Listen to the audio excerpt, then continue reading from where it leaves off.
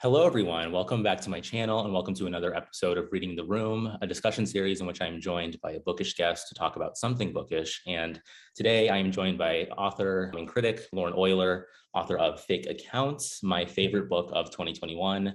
If you follow my channel, you know I've talked about this book like maybe too much for some of you, but I mean, I don't want to apologize for that because I think this book is incredible.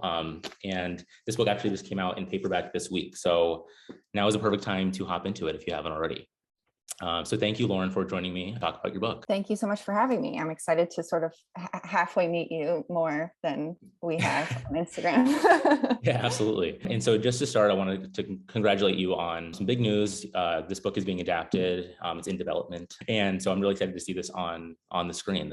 That's huge. So congrats on that as well. Thank you. So how does everything feel now that you've had a book out for a year? This great news. How do you feel about the book and everything today? Well, I am proud of I remain proud of the book. I'm not deeply ashamed of it. I don't wish that it were totally different, which I think is really good so far.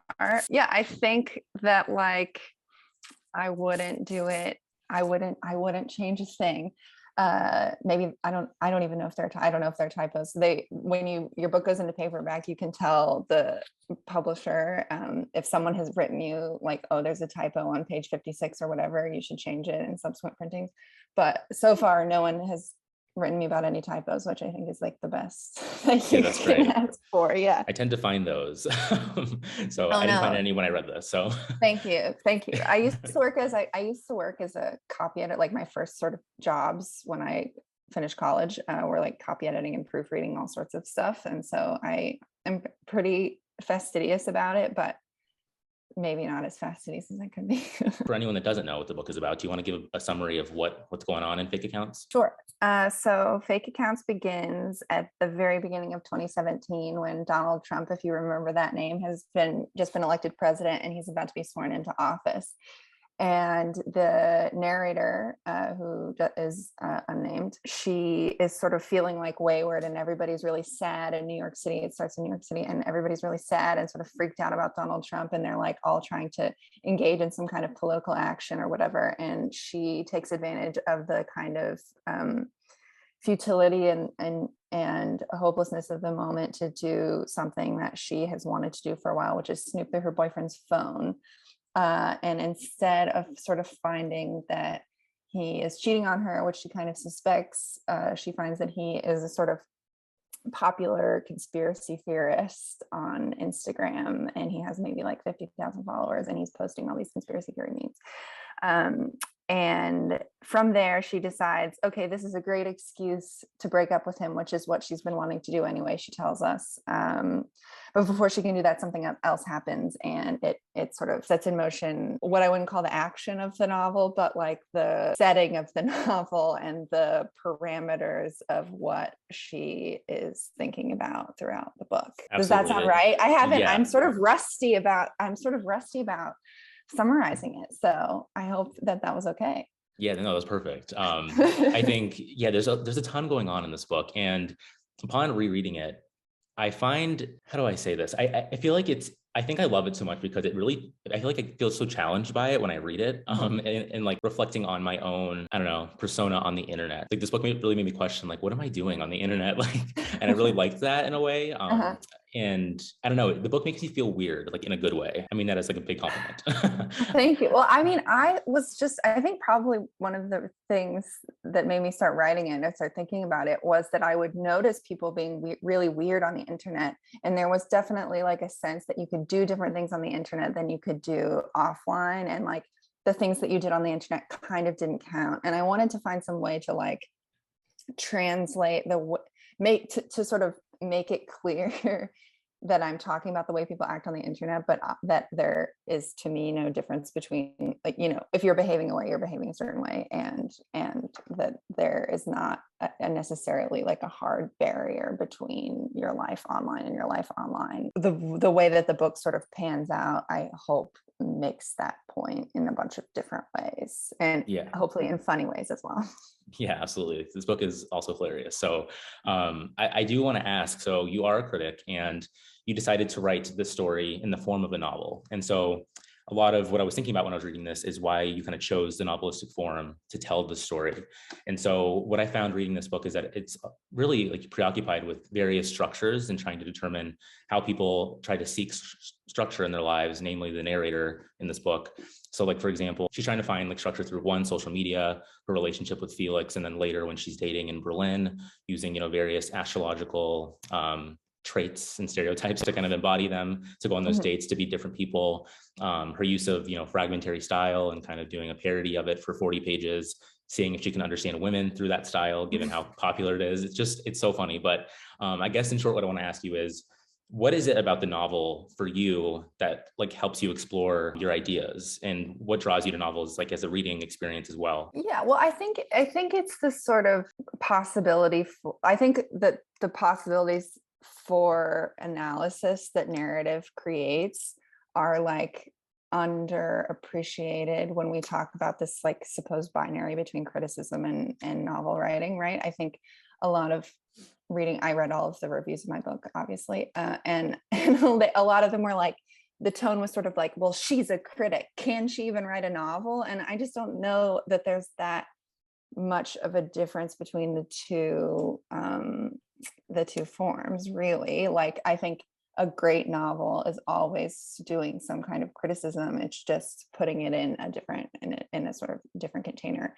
And I think that what attracted me to the novel, and always has, is that you can write sort of both more directly and less directly about like things that aren't traditional objects of inquiry, right? Like you can talk about that girl that you saw down the street having a fight with her boyfriend, or you can talk about the way people are behaving on Twitter, and it's quite hard to justify an essay about like, this girl was mean to me on Twitter, but you can sort of pull a whole scene out of that and make it both very entertaining, but also make it have a point and to say something about life, which I really like. And I also, when I write criticism, I really hate having to have too, tight of a thesis statement, or like, I want my argument to be kind of expansive and to have many different parts, and to not feel like there's like a center of the piece that then I'm dedicating the rest of my time in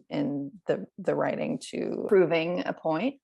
And obviously with a novel, you really don't want to have a thesis statement at all. So from that perspective, I also really enjoyed playing around, like having no necessary like center, right? No sort of like epicenter of the work that you have to work around. Yeah. And I think you also explore this in the book through structuring it in like beginning, backstory, middle, something happens, middle, nothing happens. So you kind of look at the structure of a novel in that way. And I guess, do you think there's something like in the novel that shouldn't be messed with in terms of like how it's structured or written? Do you think there's something that needs to be there, or are you kind of more open to quote unquote experimental styles of telling stories? You mean the novel generally? Yeah. I don't like rules like that. I would say probably it just depends on like, does the writer do a good job? And I think that I try to live by the idea that like you can do anything as long as it's good. So I don't know that, I certainly don't think a novel needs to have a plot. I don't think anyone really thinks that anymore. I don't think that, it needs to have a beginning, middle, and end. I don't think it needs to have a climax. There are all sorts of ways to write a novel and ways to define one. So I would say no. But I think when I started writing the book in particular, because I was working as a critic and I was doing all these book reviews, I was really bored of all the contemporary novels I was reading, because they didn't give me this feeling of like satisfaction that I was reading a novel, because they were all sort of airy. They all had this kind of very specific premise, and I wanted to like have these long paragraphs of digression that are in the sort of older novels that I've always loved. Yeah. The setting of this book, it's incredibly important. Most of it is set in Berlin, where you also live right now. And so the narrator, she flees to Berlin after some things happen with the relationship. I'll leave it kind of vague. And there's a lot of discussion about like the significance between United States and like Berlin culture, like in reliance on social media, and just kind of like, I'm trying to think of the quote, but kind of just more like laid back, not needing to I don't know, kind of like rely on social media as like a construction of your persona as much. I think Felix says that to the narrator at one point. And so I guess my question is, how have your feelings about Berlin like stay the same or changed since writing the novel? So when I was writing the novel, I really wanted to write about expats in Berlin in particular. So not to like make some kind of like, this is a sweeping, beautiful portrait of Berlin. I really wanted to focus on the people, mostly from English-speaking countries, who moved to Germany and who like participate to varying levels of integration in the culture of Germany and the life in Berlin. And one of the sort of main neuroses that all expats have is their ability to speak German. So there's a lot of like stuff in the novel about whether the narrator should learn German. It's kind of like, you don't really need to speak German, but it is quite embarrassing when you don't speak German. And like, you can't really participate in everything that the city has to offer if you don't speak it, obviously, but you can still actually participate in quite a lot. And the question of like, whether an expat is having an authentic or like a real experience is very interesting to me, particularly in contrast to like the idea of your online life being somehow inauthentic or not real, right? So I thought that it would be interesting to play with that. But I think the culture generally of internet usage in Germany is just they're just much less offline for all sorts of reasons. One of which is that they have terrible internet here. It's extremely slow. So if the video is sort of cutting off, it's because they have bad internet, which everybody will tell you. But also they have like a real culture of privacy, and like now they have this the Datenschutz, the data protection law, which if you're in Germany, anytime you go to a website, you have to agree, or you have to tell them what cookies they can install or not. And it's like a sort of omnipresent issue in life here. The sort of, there's less of like a frantic, like part of what the narrator sort of grapples with is that she's like been on the internet for so long, and she was working as a blogger when she lived in New York. And so like, she's kind of having to feel like regret a little bit or guilt about how much of her life she's lived online. And I think that fuels some of her actions later in the book. You know, I hate to generalize, but like generally speaking, probably fewer Germans have that experience because it's just not as prevalent here. And also all the social media companies, we invented them. So it's not like, you know, it's like, it is American cultural like export. Facebook is an American cultural export. Twitter is an American cultural export. It's not like there are the only other social media companies really that have a huge base are coming out of China, right? So one part of this book too that I wanted to ask you about is, I mentioned it earlier, but the fragmentary section. For like 40 pages, she attempts to write in fragments to see if what she'll learn from the process. And in that section, she explores astrology as a structure. And I found it really funny. And since reading this book, I've read a few books that kind of do this thing where they use typology of like humanity to try to understand humans. And I think it's an interesting thing that I keep seeing pop up. So I know you read Pure Color by Sheila Heti, right? Yeah. And in that book, she uses the structure of humans being either like a fish, a bear, or a bird. My question for you, I guess, is what do you think of novels using like this kind of typology as a structure? I feel like, you know, an author can make it anything that they want it to be to kind of fit whatever they're trying to go for, but I still find it really compelling. And I often agree with whatever the structure is that they propose because it feels nice and comforting, I think. So what do you think about that? Well, I think that we love putting things in categories, right? Like it makes the world manageable. Otherwise, I think it's totally overwhelming. And part of what I was thinking about with fake accounts is the way that the internet sort of makes clear, you know, for a long time, we've had sort of in the West, right? And sort of this demographic, which is like upper middle class, like white people, like we've had kind of like unlimited options. Like it's not that you can sort of the question is like, how do you choose how to live when you could live in like basically any way you would want, right? Except like, you know, buying a mansion or whatever. There are some parameters, but the parameters are pretty low. And like and even on a smaller scale, like how do you choose music to listen to? Like, how do you choose how to spend your free time when you could be doing like any number of things? And the sort of ease and convenience of life creates like this anxiety, I think, in a lot of people. And I think that categories like astrology, the popularity of astrology, but also sort of like more niche kind of modes of typologizing, right? Like I've done the Enneagram. Have you done an Enneagram test? Yes. And like Myers-Briggs and all that stuff. Like they just make the world much more manageable, right? Like they give you an organizing principle. And I think another book, I mean, Sheila Heti did this kind of similarly. It's not with typologies, but she did it in motherhood as well with the I Ching, the coins. And she sort of does it really ironically. And I really liked that book. And I really liked what she did with the I Ching, because she would be like, okay, asking it a question. She would ask a question and then she would flip a coin, it's like 3 coins. I can't remember exactly what it is, but she would ask it questions. I haven't read Motherhood actually. I need to. It's on great. my list. Okay. It's great.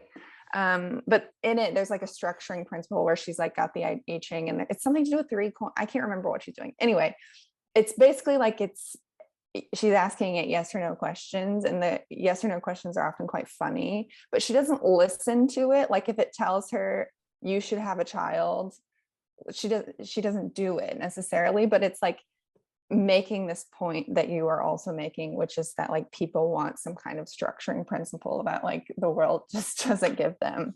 And actually, what is also a structuring principle?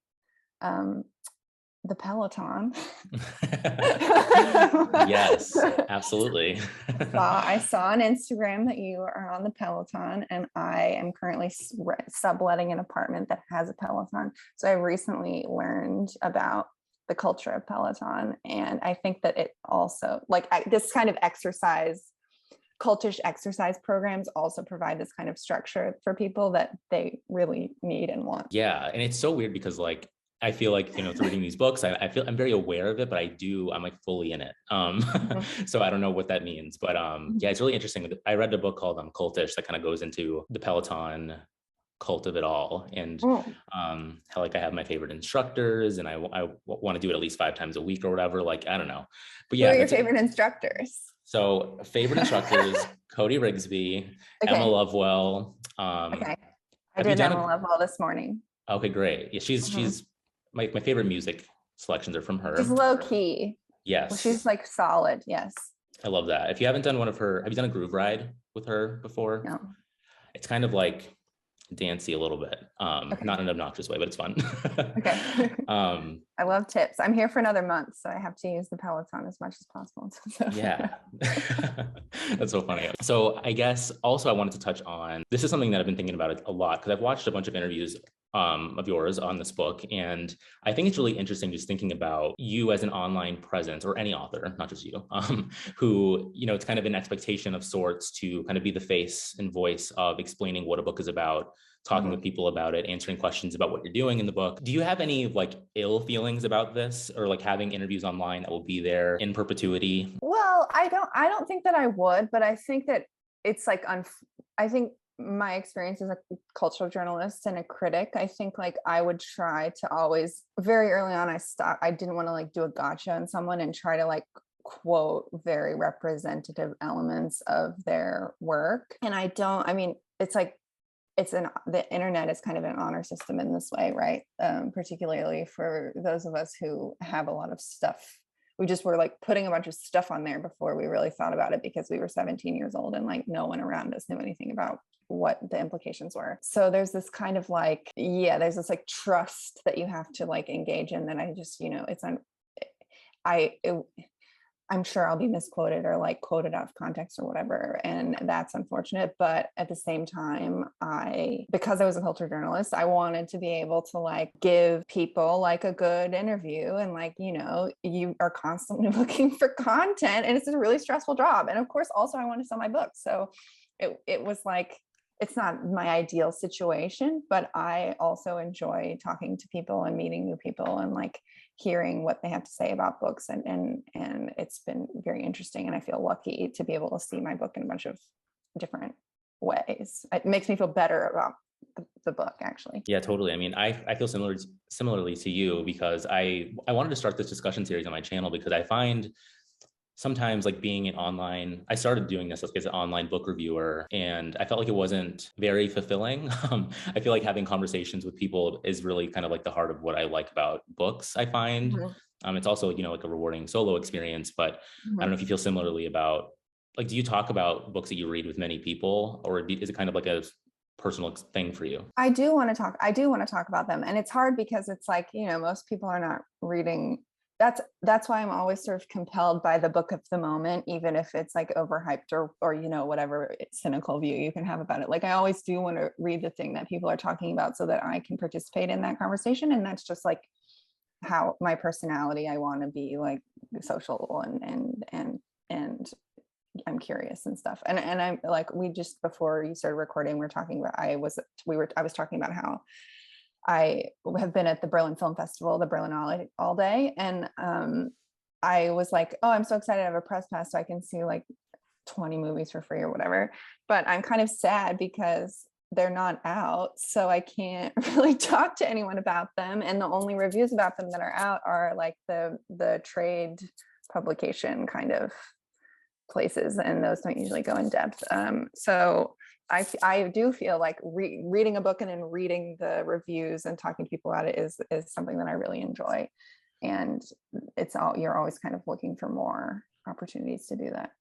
Yeah, I feel the same way about like when I get a galley. Like I just read the new Tessa Moshfegh book, and I Mhm. don't really have too many people that have read it, and I'm just like sitting in my, in my Yeah. thoughts. I guess going further on this question, what are your thoughts, if you have any, on like online book reviewers and like book influencing generally? Do you have any like feelings about, I don't know, people like, so myself and I think my friend CJ as well, Mhm. her and I are like big proponents of fake accounts online. Thank you. And I don't know, what do you think about just like about book influencing and online like bookish culture? I don't know. Well, I'm trying to figure it out because I am writing an article about Goodreads. So this is the, I'm not going to do any spoilers because I'm saving it for the article. And also I don't know, to be determined. Something that was interesting for me, because like I'd never really paid attention to Bookstagram or really Goodreads either before my book came out.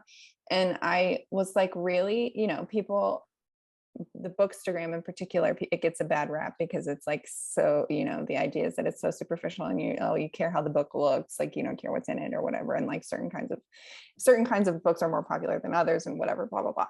But actually I found that the Bookstagrammers were like very sensitive readers and really smart usually. And I was talking to my editor about this, and she was like, well, yeah, they read a lot of books. And actually, like a lot of people don't read a lot of books.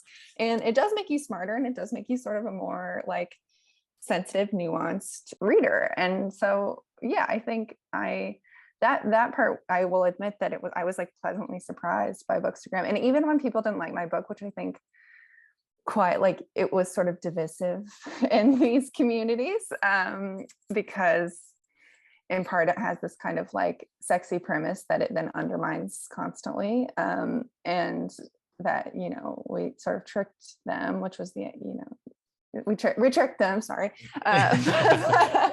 But I think like even the people who were like, I hated this, they were really sort of polite about and courteous about it, and they're like, of course other people might like it, and there's always this like understanding that the book could work for someone else. And I think that that's pretty interesting as well. And obviously that's not how you learn to talk about books like in a literature course or something, but I think it's sort of nice. Yeah, I think the response to your book was really interesting. I did a video in which I reacted to like 1-star reviews of my favorite books.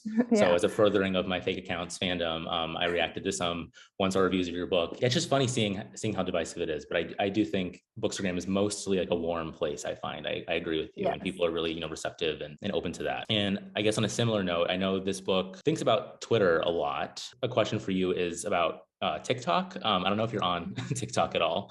Really not. Okay. And I'm like happy to not be on it because I'm like, I don't feel pressure to be on it at all. And I don't need another one.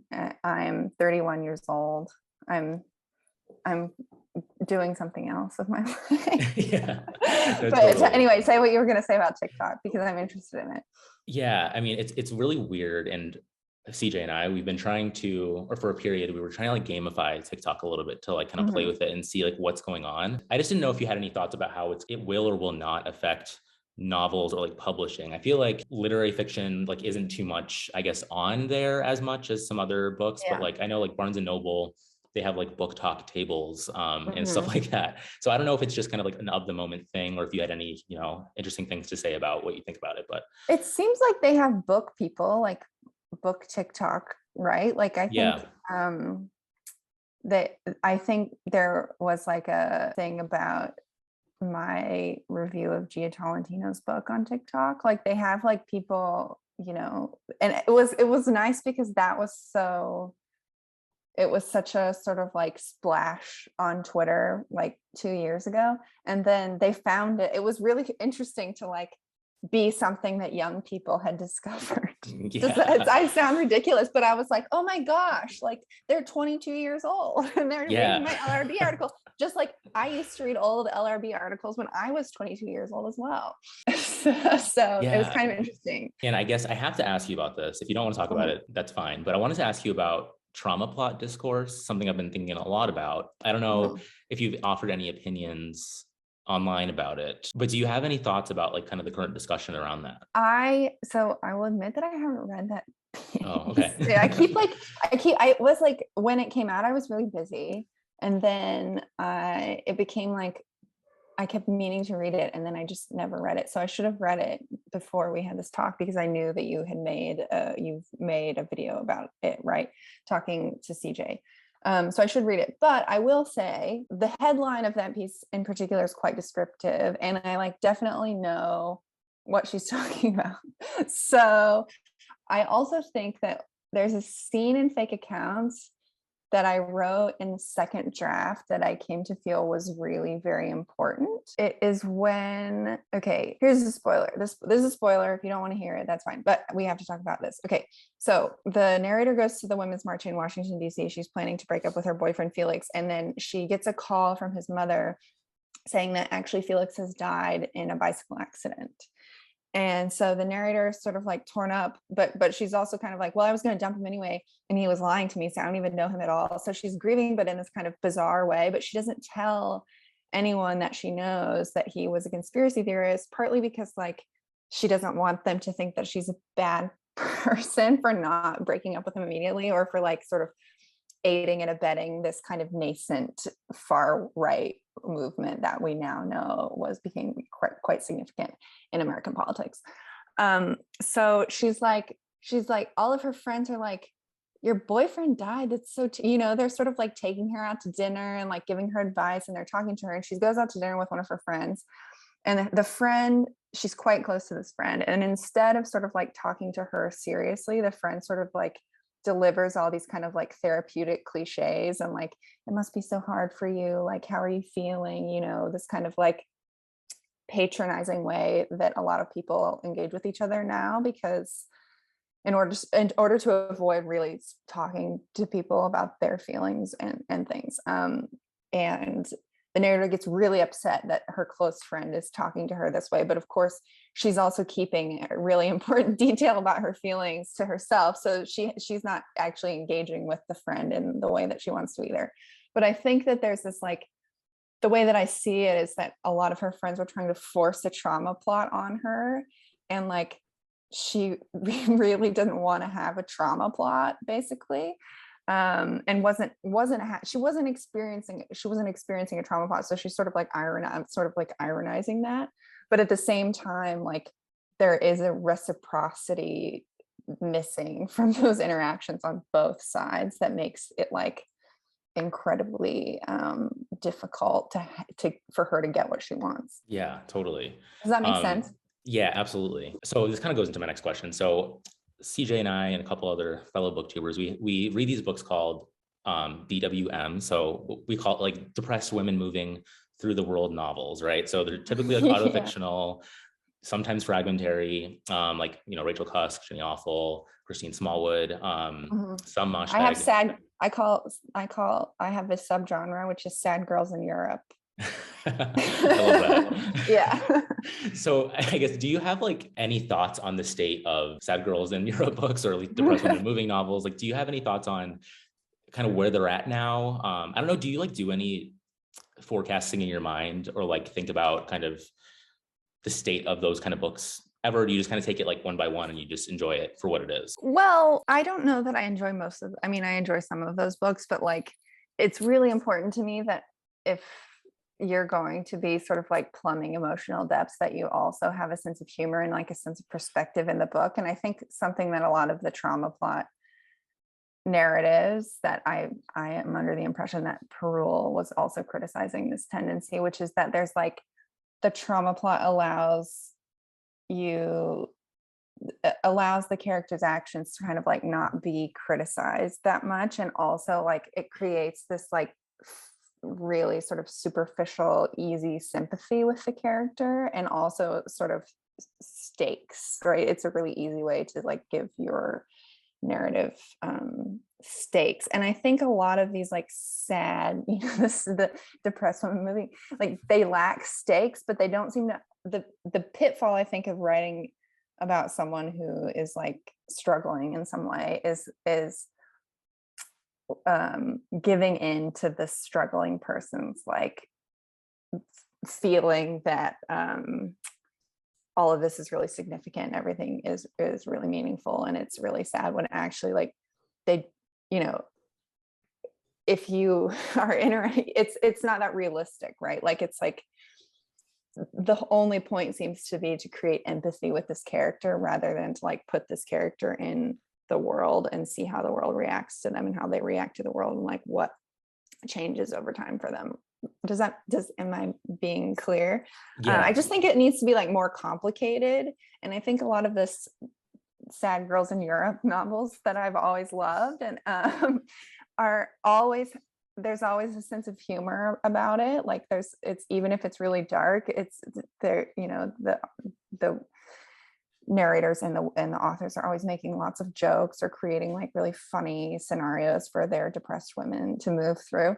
And I think that necessarily involves like other characters and like a wider perspective than just like that of a depressed person, which can be really kind of like limiting in life and in fiction. Yeah, totally. Yeah. So yeah, I found that while like kind of starting so there's a period like near the end of law school where I really started reading again. And so like since then, it's kind of funny. I actually use like reading as like a coping mechanism through studying for the bar exam.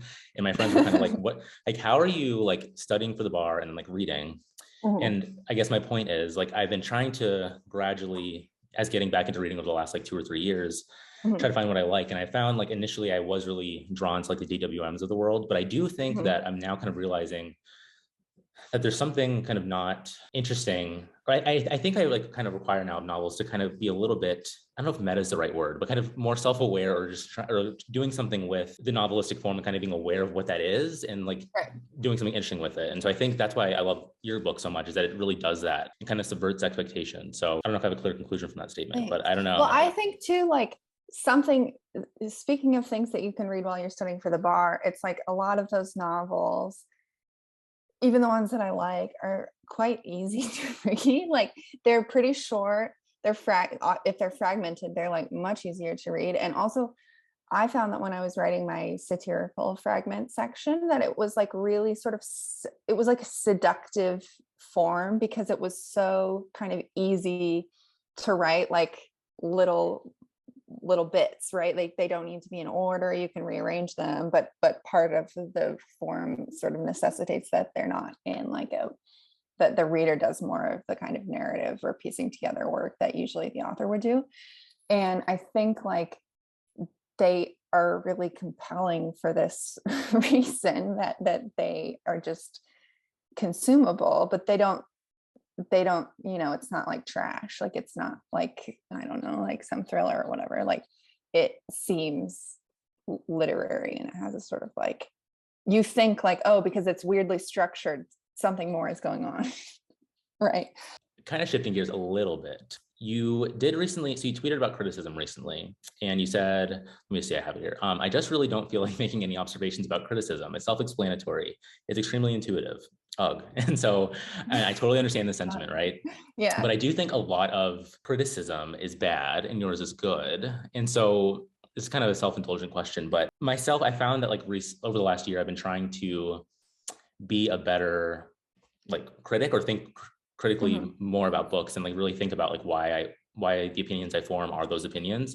And so do you have any like, I guess, tips for someone that's trying to like be a little bit more critical about what they read and like approaching it that way? I don't know if that makes sense. Yeah, I mean, I don't know how to approach things. I think like I'm just pretty I mean, if you read my novel, this will not be a surprise. Like I'm a pretty suspicious person, and like with reading novels, it's no exception. Like I'm always like wondering, why an author would do something this way instead of that way, or like where does the strategy come from, and like what effect does it have. And so like when I was a freshman in college, I took this lecture class, and I can't remember what book you're reading, but everybody sort of hated it. And the professor was like, okay, it's totally valid for you to hate this book, but I think if you hate something, you need to ask yourself why, and like determine if it's a legitimate reason to like hate it or not, right? Like there are lots of books that are not my favorite, Sebald for example, but I don't like Sebald's books, but I like respect it as a project, right? And then there are many more contemporary books that I'm like, this is garbage and it shouldn't have been published. Like, and like this is not a legitimate project. And like some of that is just about like writing style, use of language, like knowing what words mean at a very basic level. Some of it is about like the ideas that are conveyed in the writing that are like, I'm like, is this actually a very basic, simplistic idea that doesn't need to be conveyed? Or is it sentimental? Is it not sort of like rigorous enough about its ideas about life that it's just sort of like seeking to assuage a certain kind of reader, that kind of thing. But I think you have to figure out what your parameters are.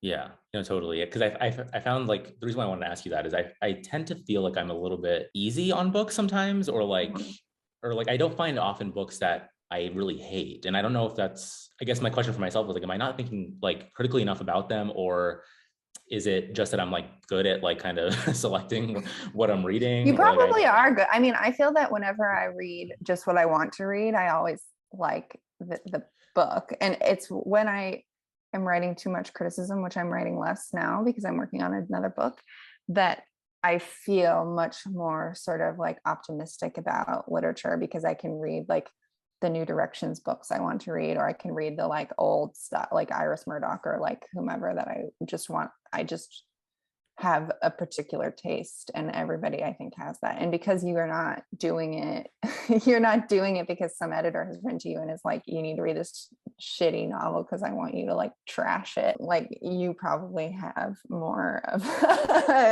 like a more holistic view, or like a nicer view of literature. Whereas like if I write too many reviews, I'm like, this is like, ugh. It's just they're just like a lot of things you don't want to read. Yeah, totally. And having to read them makes you hate reading in general.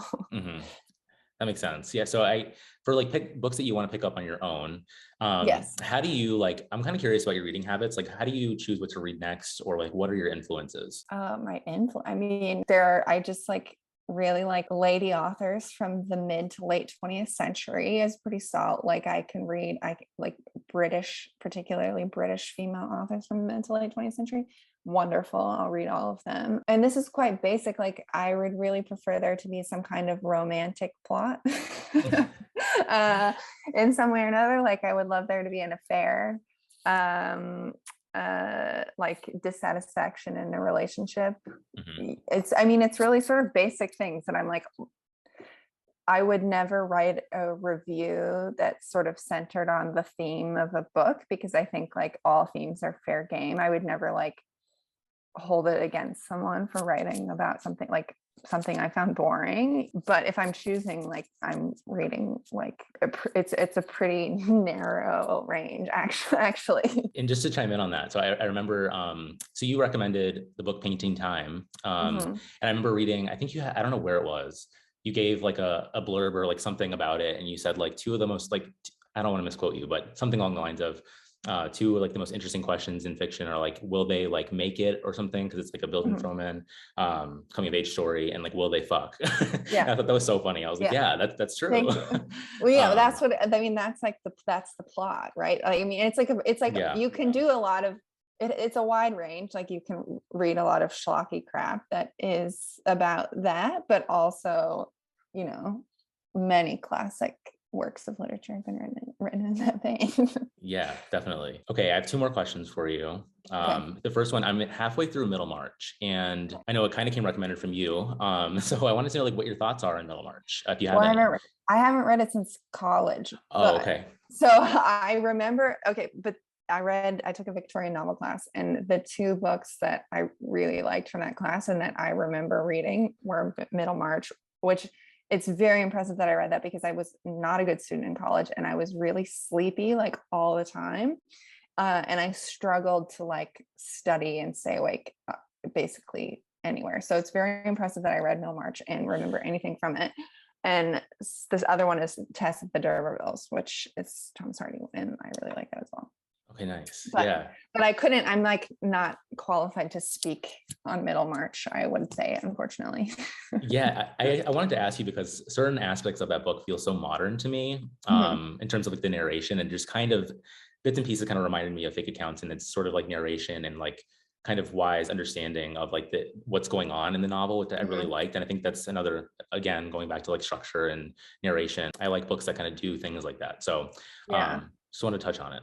But I think too that this is like, when you start reading books that are 100, 200, 300 years old, you realize that like all the weird people have been doing weird stuff in novels, and our idea of like what a traditional conventional novel is extremely narrow. Like Tristram Shandy is like the craziest, weirdest book all time, and partially it's like partially a satire, so that's why. But the contemporary literature being published by mainstream publishing houses in the United States right now is pretty constrained in terms of like how experimental it is. It's like not using the sort of well of rhetorical strategies that people have been developing for hundreds of years, which is sad, but yeah, no, absolutely. So I guess the last question for you is, it's like kind of a three-pronged. Do you have a current book that you're reading that you're enjoying, and then a recent book that you liked, and then a book you're looking forward to reading this year, whether it's a new release or something old? Okay.